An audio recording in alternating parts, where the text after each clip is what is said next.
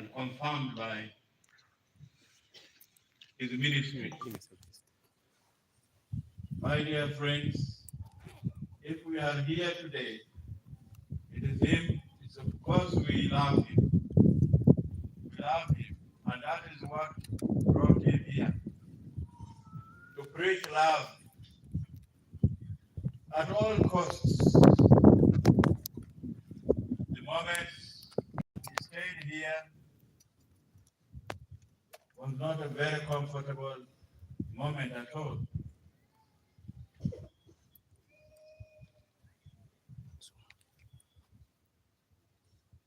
I thought my mouth was loud.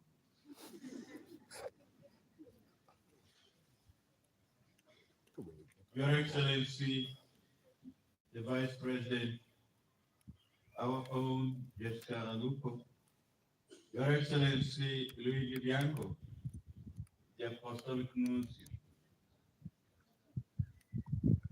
Your Excellencies Archbishop, Your Excellency Archbishop and Bishops,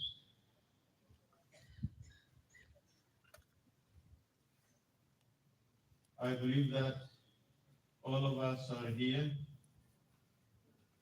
is to worship the mayor of this city, whom I think I will see him for the first time since I left this place.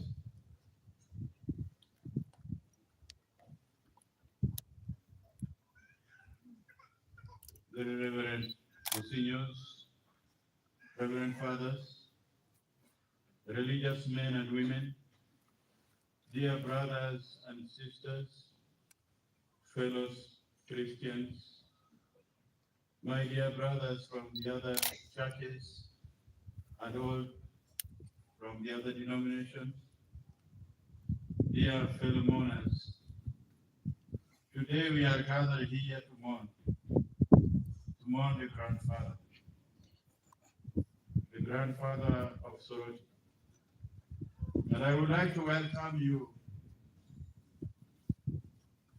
as we welcome this moment of sending off our brother, our father, our grandfather in faith. On the morning of December 8th, the feast of Immaculate Conception, Bishop Erasmus reached the time of the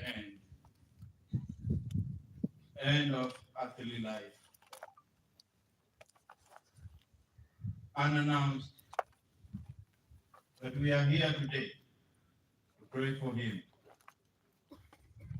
that he may receive the reward of all that he has done and followed the will of God in his life. I know it has not been easy, and you know it very well. May eternal rest be granted to him. And we say together, eternal rest grant unto him, O Lord. May he rest in peace. Eternal rest grant unto him, O Lord. May he rest in peace. Eternal rest grant unto him, O Lord. May he rest in peace. His life lived from the 16th of April 1930 to the 8th of December 2022 was full of events that touched many of our lives, many people from within and without. We remember him for his open jokes. When he's in a good mood, he was a joker, very good. Makes you laugh when you don't want to laugh. But when you find him in his own way, you will also laugh the other way around. But that was his life. His seriousness and honest zeal for evangelization, I think no one will forget about to talk about it. All this was for the good of the people who were really suffering. At that moment, people were really suffering. Being the founding father of our diocese here, we have to render him respect for what he was and who he was. Indeed, the gospel of today describes the life of the bishop who's lying there. Every aspect of that beatitude is in him. We know what he passed through. His death brings us to run after the wind will, or a wild wind of his presence. Like Elisha running after Elijah, saying, Father, Father, why are you leaving us? Don't leave me.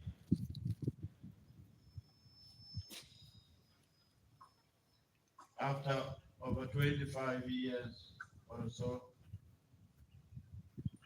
he had the right to be called Father in the fullest sense. Indeed, his life has influenced many people who encountered with him. If we are gathered here today in such a great number, it is because the life of the bishop had an influence in my life, in your life, in the life of your neighbor. And so, dear mourners, believe me, Bishop Erasmus is still alive in you and will never die. Bishop will never die. He is with you. You remember him. He is on your walls. He is in your hands. He is in your memory. His philosophy, which actually he learned from the school of hard knock. The school of hard knock is still with us, especially with the priests who have passed through his hands and through the seminary. And if we know him, I think he had that philosophy which he carried. His memories will remain always to be talked about. And from the tree of Hadnoch, the tree of Hadnoch, for those who understand, the Diocese of Sorority has harvested many priests, many religious men and women, and above all, 2 young bishops here present with us. One of them is the ordinary and the bishop of this diocese. Thanks be to God. We are grateful to God for that.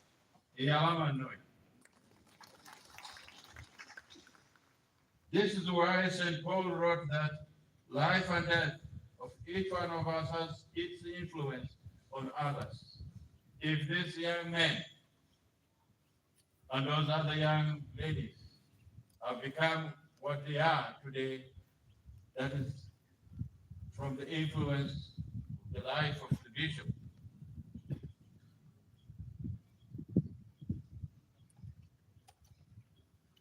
Yes, everybody is wondering what is happening in Sorority. I think the Lord knows.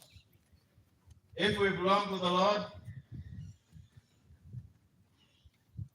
we can also mock death. At this moment, we can mock death.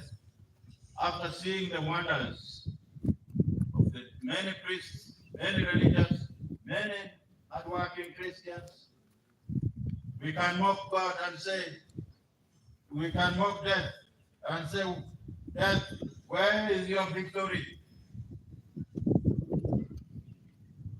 If we are with the Lord, who can be against us? Who can be against us? And I think that is the strength that we usually get.